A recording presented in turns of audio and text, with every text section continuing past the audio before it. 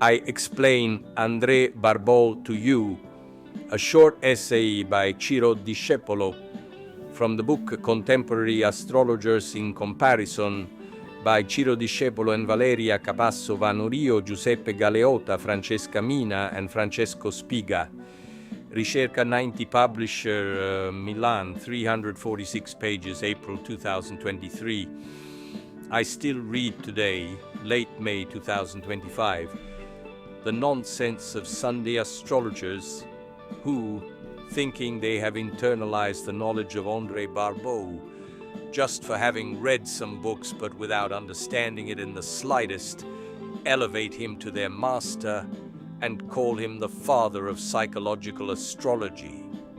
But these people, whose ignorance is only second to their impudence, would not be able to tell you about the master's work even if you gave them a map to orient themselves. And here then is my need to return today again to the subject, to shed some light on it. I hope, from an article of mine in Ricerca 90 Quarterly of Astrology, October 2001, Dear André, I have been wanting to write you this letter for a long time. And what better occasion then than this celebration of your 80th birthday? I have had for a long time some important things to tell you, and I tell you now. When I, almost 32 years ago, threw myself with great passion into the art of Urania, you were, from the very beginning, a beacon on my path. If today, making a partial, I hope, assessment of my life, I have to note that the majority of it, the most significant part, has been strongly influenced by your work and by your model as a man, even before as an astrologer. This represents an essential point in the analysis of my life as an astrologer. It is always said that history is not written with ifs and buts. Perhaps it is true, but it is equally true that everything would have been abysmally different if I had not met your model on my path. I consider myself a very practical man, and I can to affirm, therefore, without fear of being contradicted, that I could have even given up on this path if I had not recognized in front of me a concrete model to imitate, a precise direction to follow. I understood immediately that astrology was not that dark mud of occultism that Sigmund Freud spoke of in his books. But I also understood and immediately that astrology, at least for me, could not be that strange mixture of spiritualism, humanism, New Age, philosophy, esotericism, and many other things that I read about, especially in many Anglo-American authors. Astrology was not and is not for me only technique and mathematics, but it is not even that blend of everything and the opposite of everything that many want to feed themselves with. Note 1. I approached astrology while Uranus was transiting my natal Neptune, and in the same months I discovered homeopathic medicine, acupuncture, yoga, astrology, and above all, Jungian psychology. But all this did not cancel out in me that part of radio engineer who still believed in the possibility of help to astrology that could come from research oriented in a scientific and statistical sense. This was the first great reason why I immediately married your school. I read avidly your texts, and in them I immediately found the synthesis of these two souls of mine, a cultured, very cultured astrologer of clear mythological and psychoanalytic psychological origin, but attentive, very attentive to the studies of Gauquelin and anyone else who had evidence to bring for or against our discipline. No other author, and in the early years I read a lot, even 12 hours a day, offered me a similar term of comparison.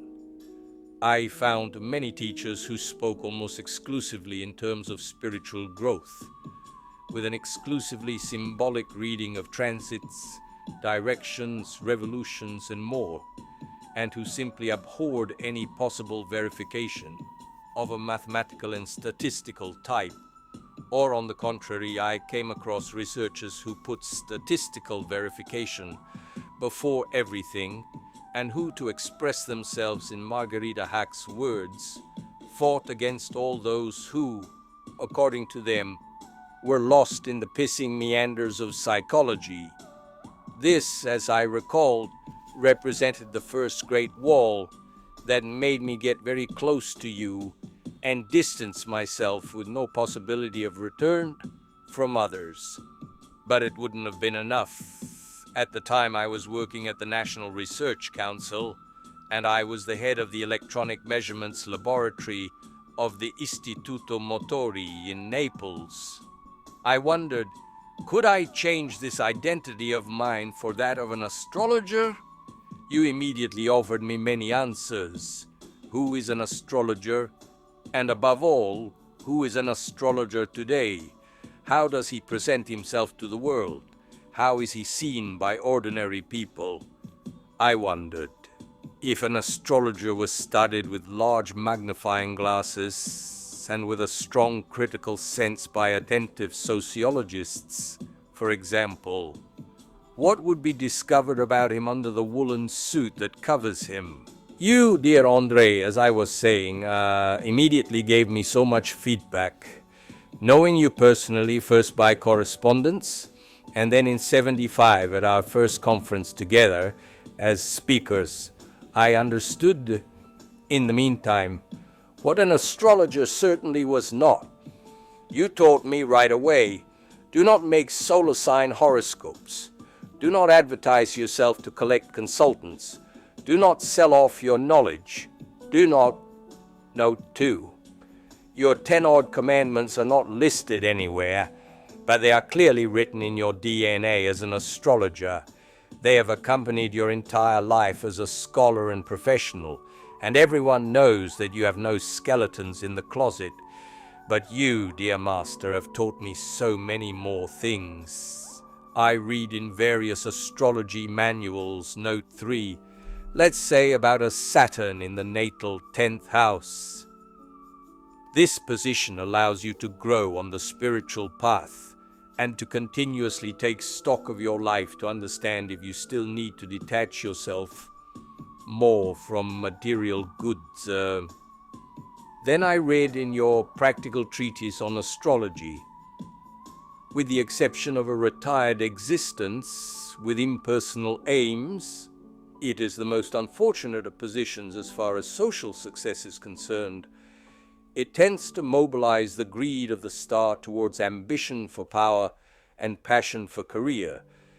It can therefore elevate socially and, if harmonious, ensure a slow and sure professional progression up to a point of responsibility reached with patience, prudence, and effort.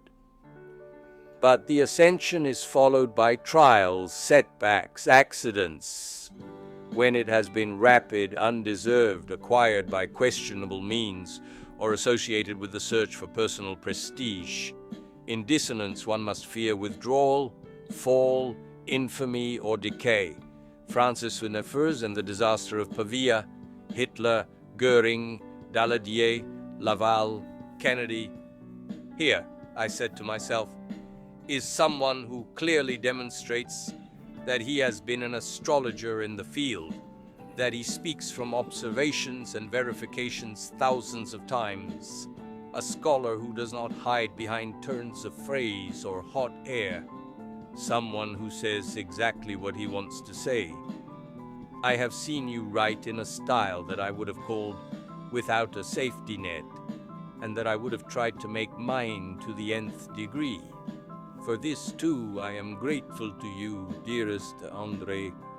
But you were also an astrologer with whom one could discuss right ascension and declination, an astrologer capable of erecting a birth chart by hand without making mathematical calculation errors, an astrologer capable of understanding the mathematical value of a statistical variable in an experimental study, a colleague capable of sustaining a debate on the philosophy of science, on the history of astrology, on the classics of astrology, and on the new paths that could open up for our subject, a true astrologer, a complete astrologer, an astrologer with a steel preparation in every sector of his subject, but also an astrologer who doesn't mince his words and never seeks general consensus.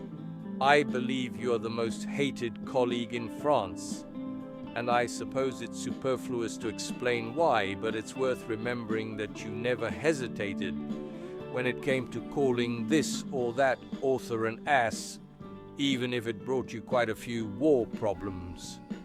War, very visible in your exaggerated seventh house, was one of the matrices of your activity. I believe you can produce much more out of hate than out of love in certain situations.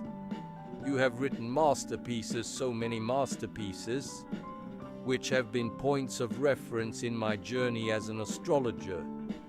If I only wanted to tell you how much you have given me with your From Psychoanalysis to Astrology, the entire monographic issue of our quarterly dedicated to you today wouldn't be enough. Returning for a moment to the war, you never backed down, and you greatly fattened the ranks of your enemies when, a few years ago, for example, you published an entire issue of L'Astrologue, Note 4, against esoteric astrology, points of fortune, Liliths, black moons, and so on. Today, you're 80 years old, and you continue to work at an impressive pace and with an impressive quality. Your latest work on Galileo Galilei, Kepler, Newton, and companions is simply superb. I would like to force myself to find fault with you, but I just can't. On a human level, then, I think that every celebration is, in any case, an underestimation of your qualities, very tough with enemies, and very loving with disciples and friends, always available and with so much humanity. I read in the very first letters from the early 70s, which I keep as relics, a true participation, a dialogue beyond the formal, an interest in the man who was addressing you. Dear André, beloved maestro, I hope that heaven will keep you for many more years among us who love you. Happy birthday, your student, forever, Ciro. Note 1. In this regard, I must make a clarification that is essential for me. Except for several good colleagues that I respect a lot, I have found on my path many who used or tried to use this sort of spiritualist astrology made up of a lot of chatter and without any response, for the simple fact of not feeling capable of trying to make precise predictions. Those who do not believe in transits, solar returns, and other systems of event prediction, in a good percentage, and with the exception of the colleagues already mentioned, are just scholars who, unable to manage a professional relationship with a consultant, prefer to declare that astrology only means trying to read symbols and trends and never precise facts. Note 2. These have been the guidelines that have guided my way of being an astrologer, but with this I do not feel like condemning apodictically those who have acted differently. Note 3. Every now and then I read someone online spit on the manuals as if they wanted to imply that he or she has come to the interpretation of a birth chart without going through this type of book. Note 4. Many insist on writing it with capital letters. Ciro Discepolo from Ricerca 19 number 48, October 2001, and again on André Barbault in my book Requiem for Astrology. Let's talk about André Barbault. In a book like the one you're reading, there cannot be a lack of a substantial part of reference to André Barbault, who is not only my teacher, the man towards whom I have an immense debt of devotion and gratitude. Barbault is fundamental in the history of all astrology for the reasons that I will try to explain in this chapter. In my opinion, the greatness of André Barbault is due to two very important and fundamental factors that we could almost put on the same level. The first is his exploration of the so-called world astrology, the mundane astrology as the English call it, which instead of making predictions on individual subjects, attempts to make predictions on global events in which thousands of people are involved at a time.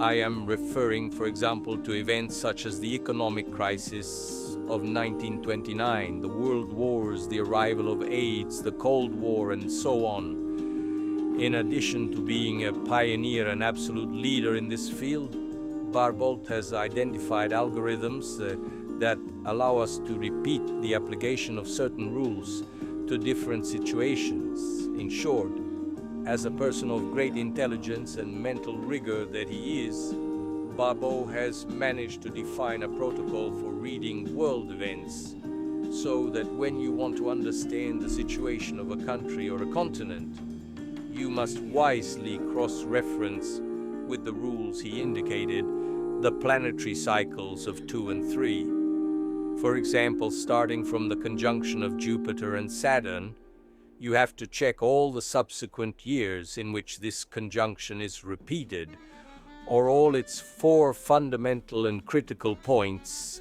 namely the first square 90 degrees, the opposition 180 degrees, the second square 90 degrees, and again the conjunction.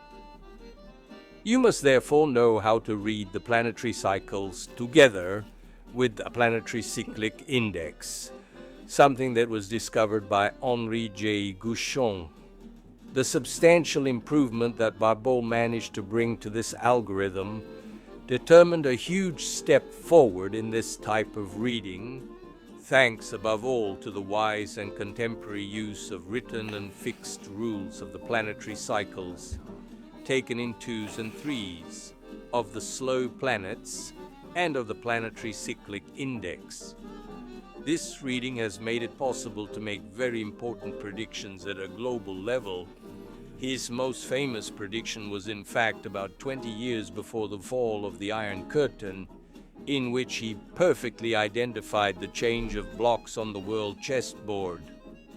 With great precision and well in advance, Barbault managed to predict and write down the fall of the Berlin Wall, and therefore the change in the world order, with all its consequences. After many years, even the English recognize his merits, so much so that I recently received from André a copy of the English edition of his very famous Les Cycles Planétaires en Astrologie Mondiale, translated with the title Planetary Cycles, Mundane Astrology. It is, however, a pity that the English-speaking world has only now noticed Barbault's exceptional work, because the important French and English traditions could have converged on some point, generating mixed schools and creating the possibility of obtaining even better results. André Barbault's first great merit is therefore his innovative contribution to the construction of algorithms that allow us to predict world events with rules that are repeatable in any case and therefore always verifiable. There are no alibis or shortcuts, as is André's nature, which I fell in love with at first reading, because until then I had only read the rubbish of astrologers who did their best to complicate things, writing everything and the opposite of everything with the precise aim of not being understood so as to be unassailable. To the merit of having produced a new trend in world astrology with repeatable algorithms, 3 is also added another important milestone, far more important because it crosses the entire path of the history of astrology, starting from about 2800 BC in the Mesopotamian area up to the present day. In fact, Barbault at a certain point realized that Freud was right in many ways when he labeled astrology with the dark mud of occultism. And we can't blame him, because from the time of Freud and up to a good part of the 20th century, we have witnessed astrologies that we can group into thousands of schools of astrology, in which anyone could get up in the morning and create their own current, with rules perhaps divulged by word of mouth, or argue, like a fool of the caliber of a certain Francesco Sizzi in the 17th century, that the planets of our solar system cannot be more than 7, because 7 are the holes in the human body. This was astrology at the time, and further proof of Barbault's greatness lies in the fact that a brilliant man, an enlightened spirit like him, does not remain firm in his convictions, presumptuously believing that what others say is rubbish. Barbault, in fact, was able to recognize another genius of astrology among the many that he was lucky enough to have in his history, Jean-Baptiste Morin de Villefranche. Living in France in the 16th, 17th century, Morin de Villefranche had the great merit of having drawn a line of demarcation between judicial astrology, which is what later became Barbault's school, and later also mine, and the rest. Judicial astrology is the astrology that can and must issue clear judgments, and at the same time can and must make predictions, because these two aspects are closely linked to each other. If an author writes precise, clear, crystalline rules, consequently it is possible to make predictions. If instead the author writes everything and the opposite of everything, it is evident that it is not possible to make them. And here we enter the field of the astrology of non-predictions, to which we will dedicate a separate space. Unfortunately, it is evident that none of the astrologers after Morin de Villefranche, up to André Barbault, ever noticed this very important rule that our enlightened precursor had traced in the 16th, 17th century. André instead put his foot down and declared himself non-conciliatory with anyone, exactly as Villefranche had done centuries before. For Barbault, things are very clear, and there are no half measures.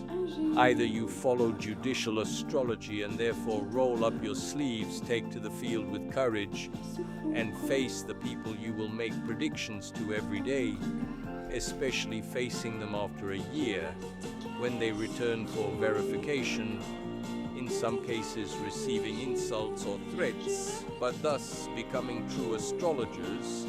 Or you will say that with astrology you cannot make predictions, and then another branch of astrology will be born, that of non-predictions, which will be the subject of another chapter.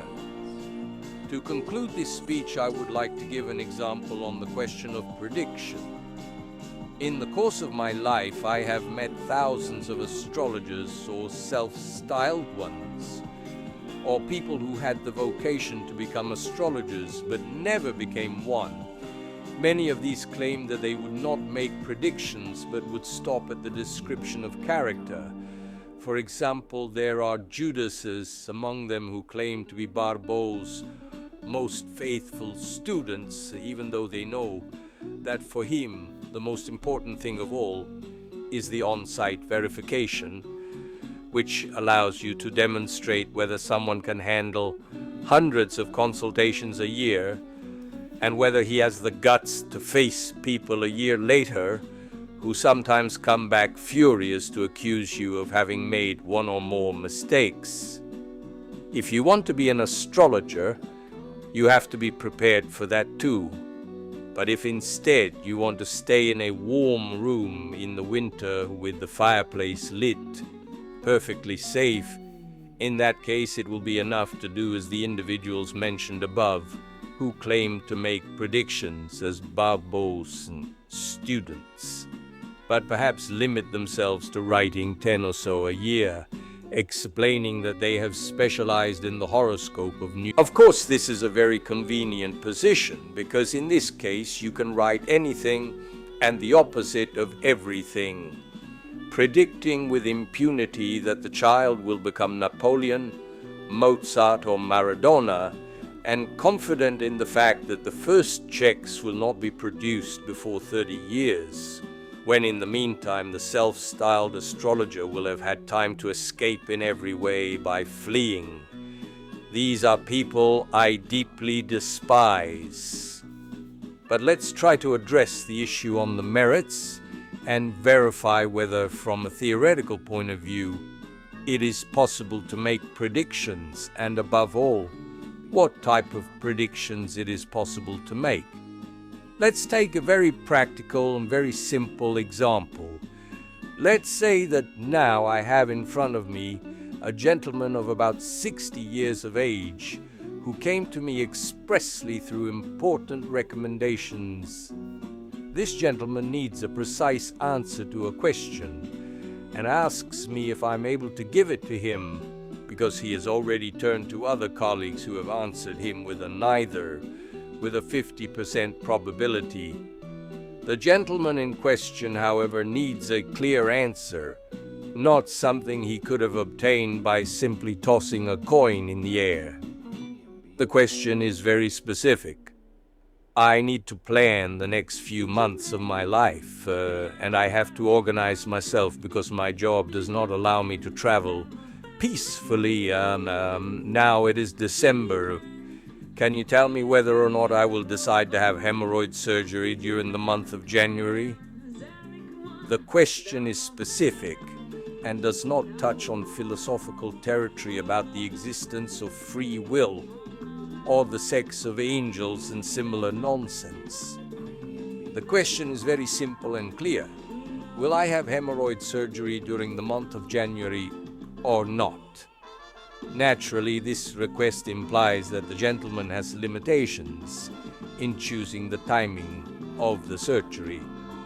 The subject wants to be operated on by the best surgeon who has a new technique and high success rates, but he also has a long waiting list, really long.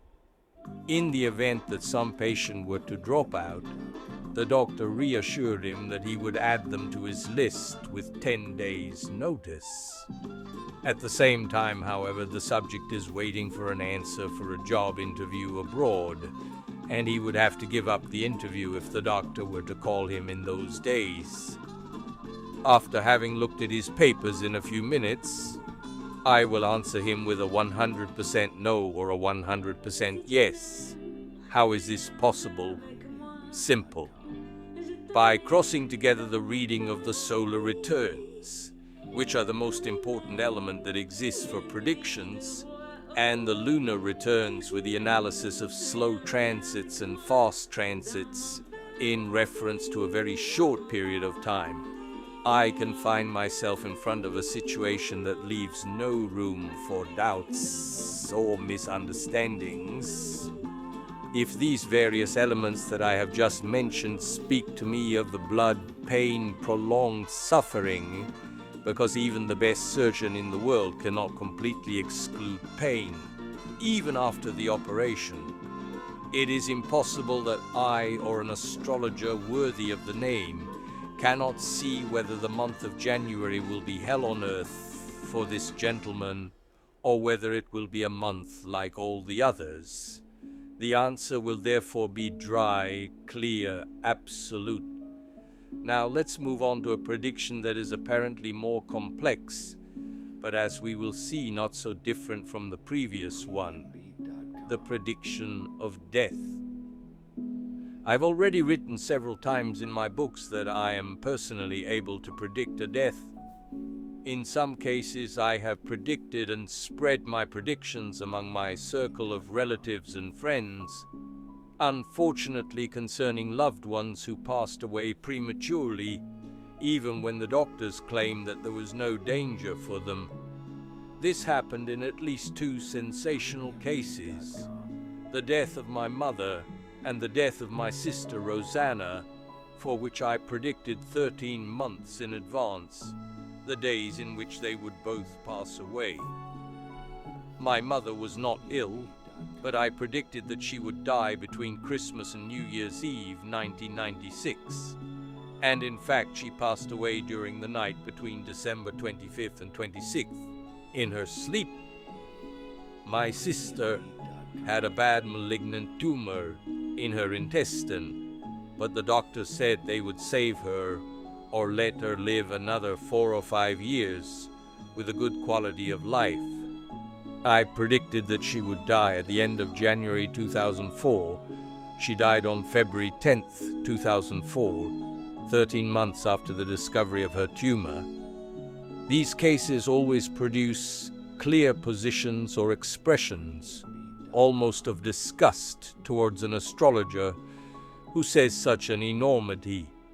Let's start with the objections of those who start from fundamentalist Catholic and/or religious positions in general. He or she will immediately tell you that the life and death of a man are only in the hands of God. There is little to reason about in the face of such an apodictic statement, because the negative presupposition is so definitively pronounced that there is no room for discussion. Yet the first thing that could be answered is, don't astrologers say that everything that happens to men is determined by the position of the stars? And didn't God create the stars? So ultimately it is always God who decides the life and death of each person. The difference is that those who know how to read the position of the stars can also understand God's will. I am personally an atheist, but it is irrelevant. Either the stars act in full power with their own forces doing what they want, or they ask God's permission, because they were created by Him. The mechanics of the stars, however, remains. So if I am able to read it, I will also be able to read an event, such as the death of John Doe or John Doe. Of course, not with the same ease with which I could predict a surgical operation, but it would still be possible. Then there is another category of people, those who declare themselves atheists like me, and without bringing fate and free will into the equation, will object that the number of variables in play is so high in the case of predicting death that the difficulty will be 100,000 times greater than in predicting a simple surgical operation. However, I have stated in many of my books that it is possible to determine the date of death of a person with precision, provided that you study the skies of 30 to 40 people closely connected to the subject for 3 to 4 months in a row. In the case of my mother, for example, there were many close relatives whose skies could give me information about her, starting with my father, who had died a few months earlier. Horoscopes, in fact, continued to work even months, years, and centuries after anyone's death. I then set to work analyzing the skies of 30 to 40 subjects, including children, brothers-in-law, nephews, etc., intersecting all the variables with precise rules that are contained in one of my most important books and which is increasingly appreciated in America, the new treatise on astrology, in which I devote ample space to the dating of events. For each of the subjects analyzed, I must have at my disposal an enormous amount of data: the natal chart, the last solar return, the next solar return, the table with slow transits and one with fast transits, relating to a year, certainly not to the entire life of a person. If for each subject I therefore have 5 to 6 graphs in front of me, and I have about 30 subjects closely linked to the person whose possible death I want to verify, I find myself with about 150 graphs in front of me. To do this exercise, you need to have a brilliant intelligence, and my close conjunction Mercury-Uranus is very helpful in these cases to manage such a frightening amount of data. Of course, you also need to have a very good memory, because if I see hundreds of graphs a day, I need to remember them precisely to be able to connect them together And in this, Mercury in Cancer certainly helps me. Of course, this does not mean that I'm the only one capable of doing it. On the contrary, I have indicated a method by which any of my good students will be able to succeed. Why? Because in this case, the clues are enormous. A death implies a series of events that in 99% of cases occur in cascade following the mourning event. First of all, there will be movements of money, especially outgoing, because the costs of a funeral can be huge. But there is also a strong flow of incoming money, because we must not forget that some people, such as notaries, administer assets and money in considerable quantities at each death. Then there will be heirs who will receive money, and it is clear that this will happen to a different extent in the case of the inhabitant of a South African township, or a wealthy professional who lives in a large European city.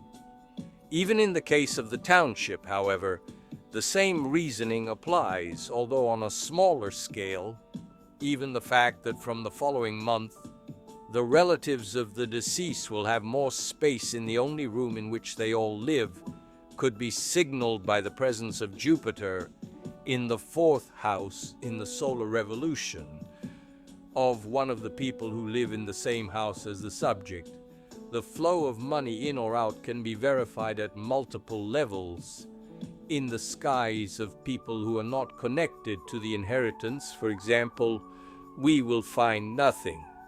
But if it is a father or a mother with children, in that family group we will find conspicuous flows of money, while we will find nothing from an economic point of view in people not connected to the inheritance. There will, of course, also be different degrees of pain, because it is undoubted that in a family there are melancholic or depressed subjects strongly tied to a parent who will sink into a crisis in the event of the death of one of them, an event easily identifiable in their skies. There may also be indications relating to work-related moves.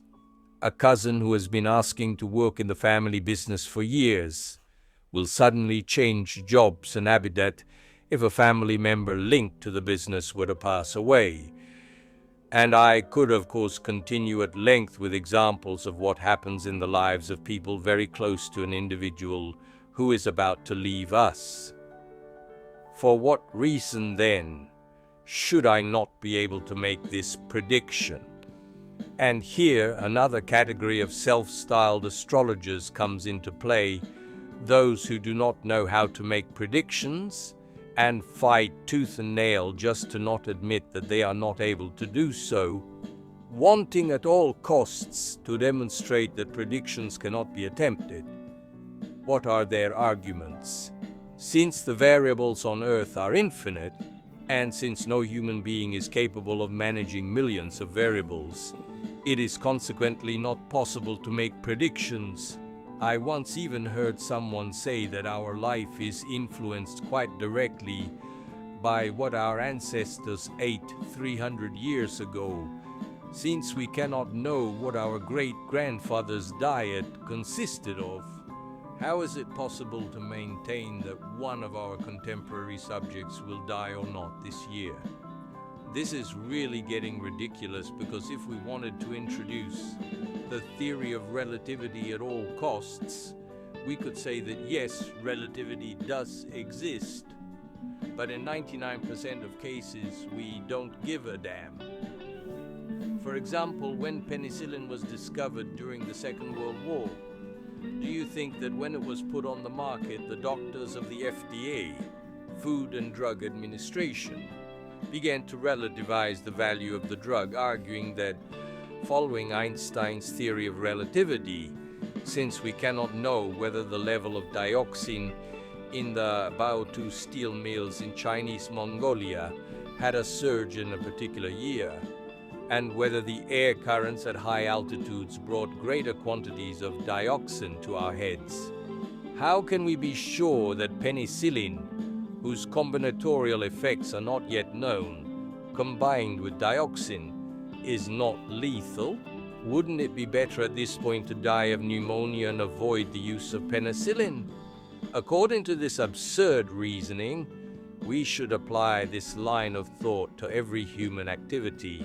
Since the variables are infinite, consequently we should never cross the street, we should never undergo medical treatment, we should never undergo surgery, we could never dine out, and we should do as Jehovah's Witnesses do, who refuse even blood transfusions and let their small children die, claiming that they do not want to go against God's will.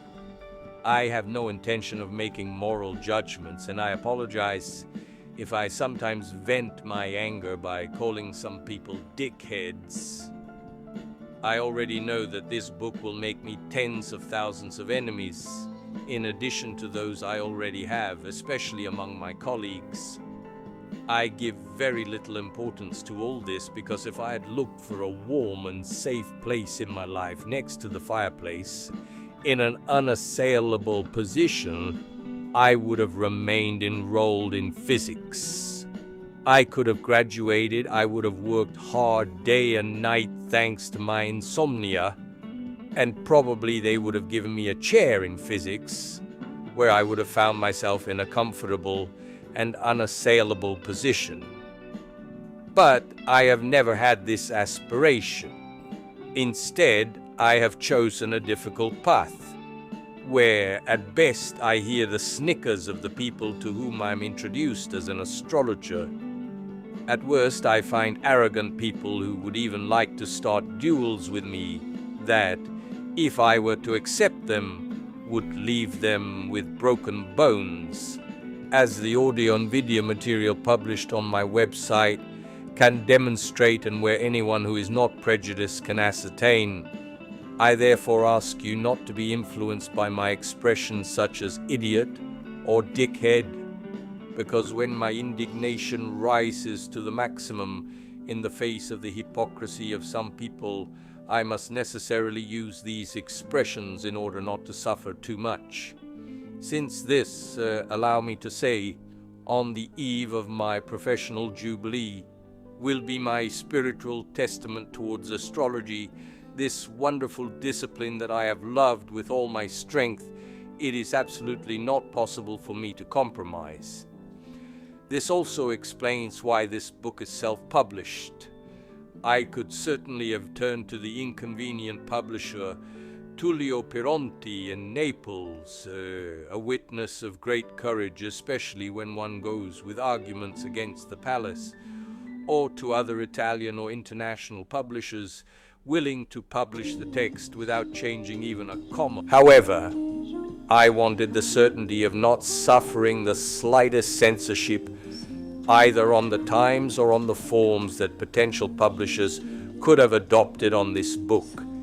And it is for this reason that I decided to self-publish this volume, in which I can allow myself to shout all my indignation.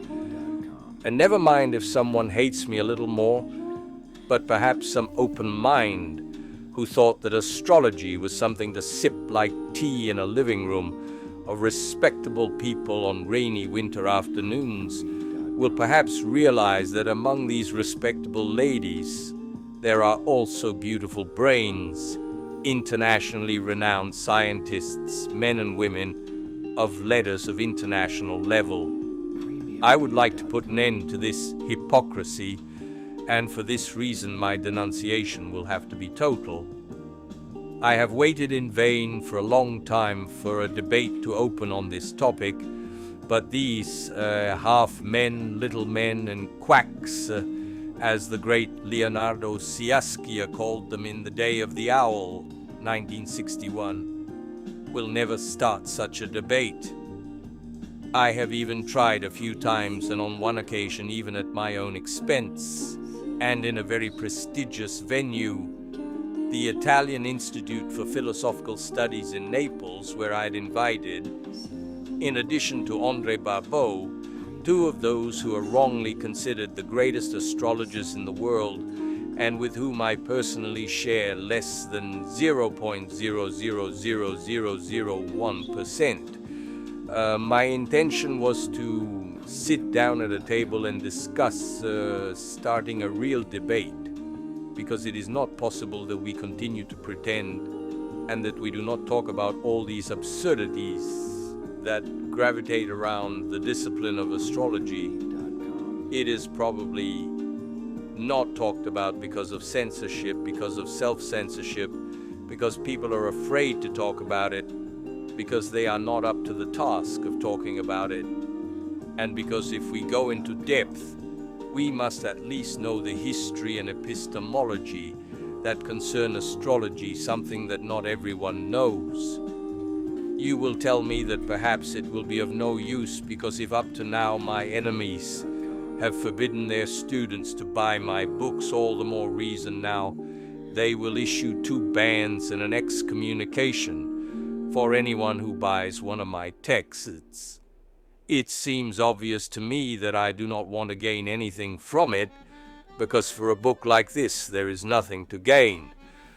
On the contrary, however, I am interested in it, like other volumes of mine that are already preserved, being kept in the main libraries around the world, starting from the Central Library of Congress in Washington, where copies of my other books are already deposited, when the insane practice of horoscopes will finally be just a memory, perhaps in 3 or 4 centuries, and serious scholars will come forward who want to take the history of astrology into their own hands. Then we can say that perhaps not everyone was a horoscope reader, and that there were also some who said things as they should be said. Un André Barbault, Introduction à l'astrologie mondiale. La prévision historique par la connaissance des rythmes du cosmos. Édition du Rocher, 2004. The book takes up a series of articles published in L'Astrologue about 20 years before the fall of the Berlin Wall. The volume is published in Italian with the title Astrologia Mondiale, Milan, Armenia, 1980. 2. This is the first great merit of Barbault, that, if you allow me, I would like to compare with my personal one regarding the innovation of active astrology, which includes the correct use and the relative rules of solar returns, aimed solar returns, lunar returns, and aimed lunar returns.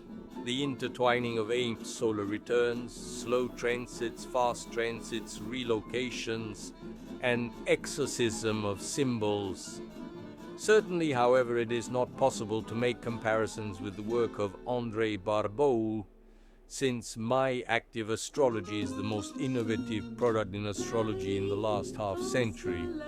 So I believe it will take a long time before this material is fully understood by astrologers.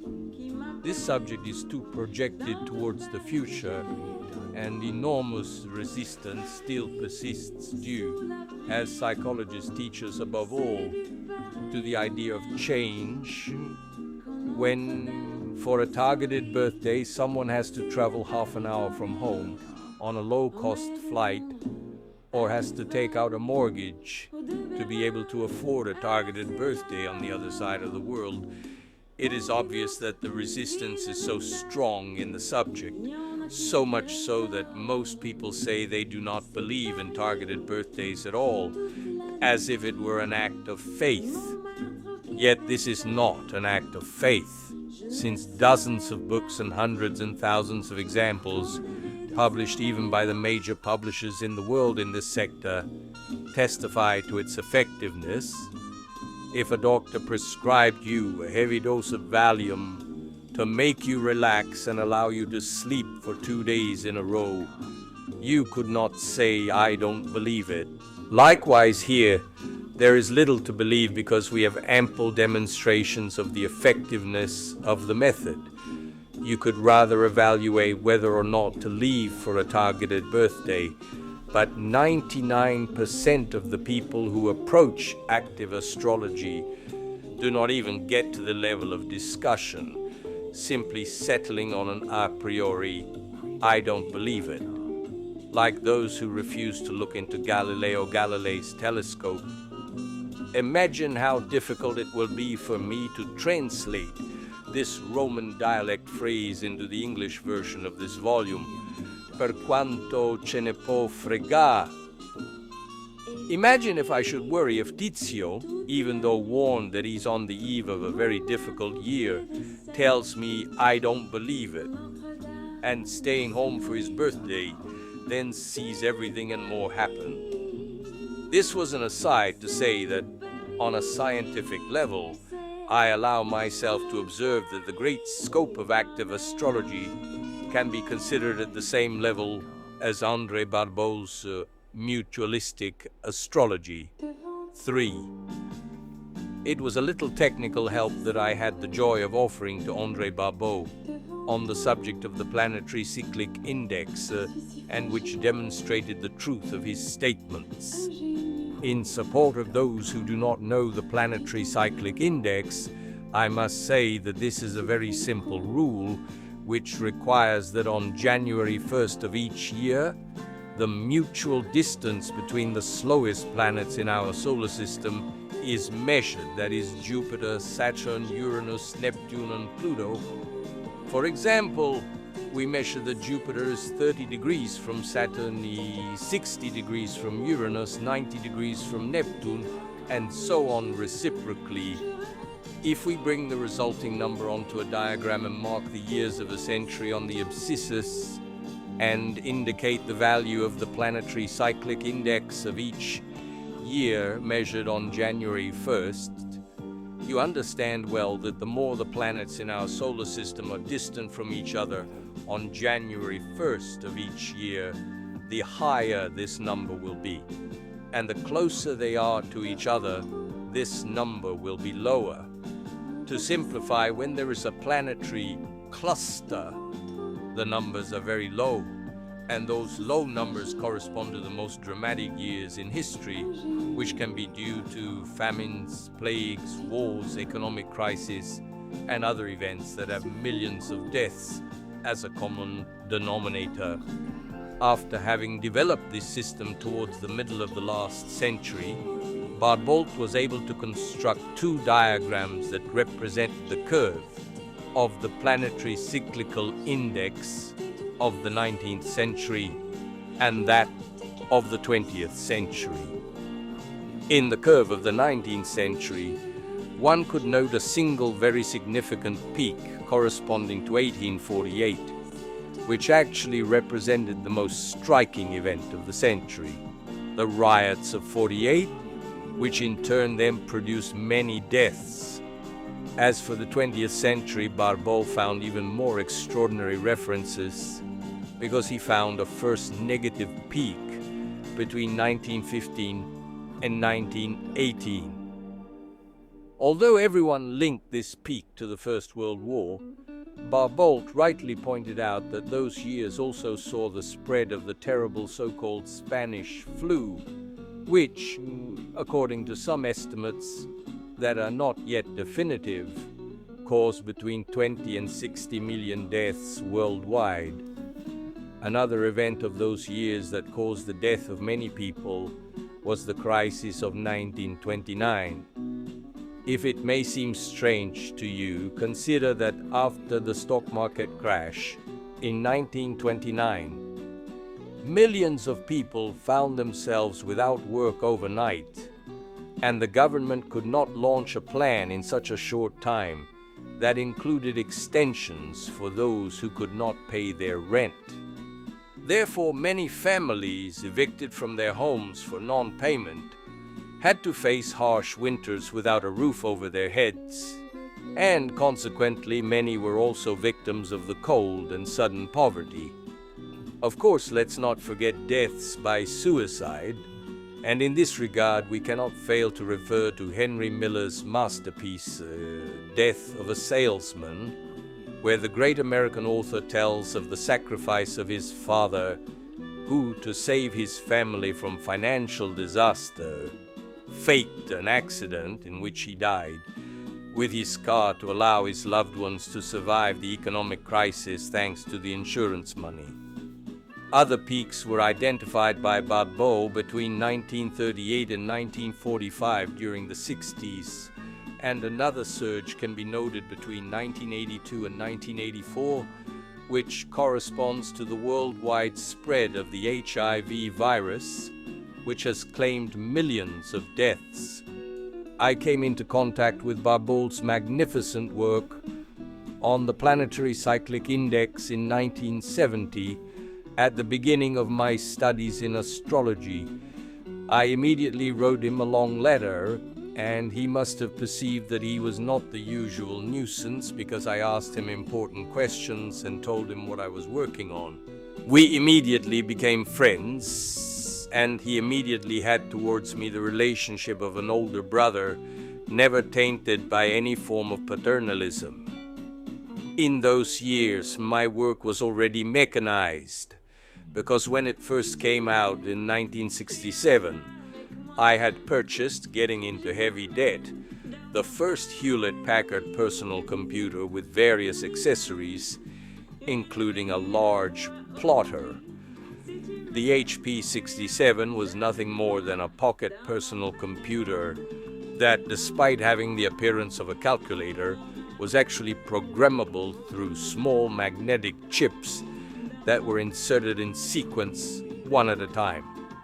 For this reason, I made André Barbault an offer, proposing that he elaborate through the computer the diagrams with the Cartesian axis, not only for the 19th and 20th centuries, but for all the previous centuries starting from the year 1000. Naturally, Barbault was enthusiastic, because at the time the ephemerides of the 18th century did not even exist, which I later published. So it was that when I sent him all the curves, with the relative graphs starting from the year 1000, Barbault immediately published my work with his comments in L'Astrologue, which is still the most prestigious astrology magazine in the world, directed by him. Among the most striking aspects of this publication, there is the fact that Barbault highlighted a peak starting from 1492, which corresponds to the discovery of America by Columbus. In fact, already in the first year, the consequence of the arrival of Europeans on the American continent were catastrophic, starting with the massive spread of syphilis in the world. In this regard, medical historians are still battling because some biased maintain that it was the American natives who transmitted the disease to the Europeans after having contracted it through their sexual relations with the llamas. Other scholars, on the contrary, maintain, and I agree with this second hypothesis, that it was the Europeans who transmitted diseases unknown in the New World, such as diphtheria and exanthematous diseases, which decimated the natives. The graphs that I sent to Barbault therefore served to demonstrate the validity of his theories, also in relation to the centuries preceding the two on which he had developed his laws. Finally, I know that some imbecile 30 years later sent, with a chest swollen with pride, the same tables to Barbault to demonstrate the fact that the mother of idiots is always pregnant. This is another reason why our friendship is so strong. André, like me, would have made a lot of money if he had sold himself to the various astrology magazines that, decades before Italy, published the horoscope in the Women's Weekly insert, as if to imply female stupidity. Never would Le Figaro or Corriere della Sera have published the horoscope on their pages. 5. Imagining, of course, for the sake of hypothesis, that he continues to do consultations, because now I only do them for family members and very dear people, and we are less than 100, and out of humanity I accept a certain number a year, only when they are delicate and difficult cases, 6 Ciro Discepolo, Nuovo Trattato di Astrologia, Milan, Armenia, 2004. But why, if I have already written so much about my great master, do I need to do it again today? Because there would still be a volume of at least another 1,000 pages to write, and I will limit myself to a few more observations before proceeding with the critical analysis in the strict sense of his monumental work compared to that of all his living and dead colleagues. To try to do this, I will go back one step again. The first time, I believe, that I went in person to the home of my great master at 44 Rue du Général Brunet in Paris. Every time in my life that I went to visit him with his permission, I always went around 5 p.m. and never stayed more than 2 hours so as not to tire him. When I took my leave of him, I said something like, "Now I will go and taste the exquisite Parisian cuisine." And he, with the strong irony that distinguished him, asked his wife, "Jacqueline, do you know that a Parisian cuisine exists?" Great. Another step next. At one of those wonderful conferences at the turn of the millennium in Vico Equensei, one of those attended by André, I believe I gave an enormous gift to astrology, a gift that, like many others, has never been publicly recognized. I convinced André to make himself available to those present for about 3 hours, answering a barrage of questions that the audience wanted to never end.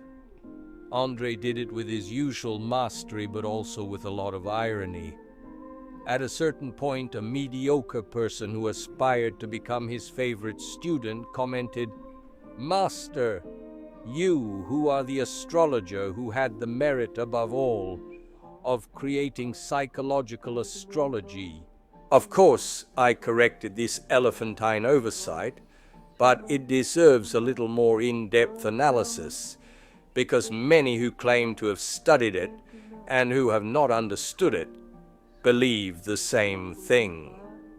Barbault, a highly cultured man who studied the dictionary of his own language for hours every day, gave us each of his books written in a magnificent, courtly and cardinal style, in which the grafts of what was his contemporary culture flowed, especially that of the 60s, 70s, in which psychoanalysis and Freud and Jung in particular stood out strongly, almost every 2 lines. Grafts, not the basis of his verb. As I have already written, his greatness passed mainly through 2 axes: the creation of world astrology, where he towered enormously compared to all his previous contemporaries and even future colleagues, and the very strong reaffirmation in the field, and not boasted, of the absolute reference to a judicial astrology which issues judgments. Let's take the formidable array of astrological portraits of crowned and French figures contained in his practical treatise on astrology, Moraine publisher, Siena, 1967-27 to be exact, which covers the entire time span from 1338, Charles V, to 1808, Napoleon III, therefore not his own brother-in-law, the greengrocer, and the mechanic on the street corner. When he describes a moon in the 6th house, the master, note the capital letter, tells us about intimate relationships with maids, washerwomen, and prostitutes. Is that all? And is there really a need for more? Try reading the same position in the treatises of authors who refer to psychological, evolutionary, transcendental, mystical, esoteric, spiritualist, karmic, scientific, quantum astrology, and related to 1,000 more adjectives. Will you ever be able to find a similar synthesis of judgment? A simpler and truer sentence than this? An example is worth 1,000 words, and this example alone does justice to all the greatness of André Barbault,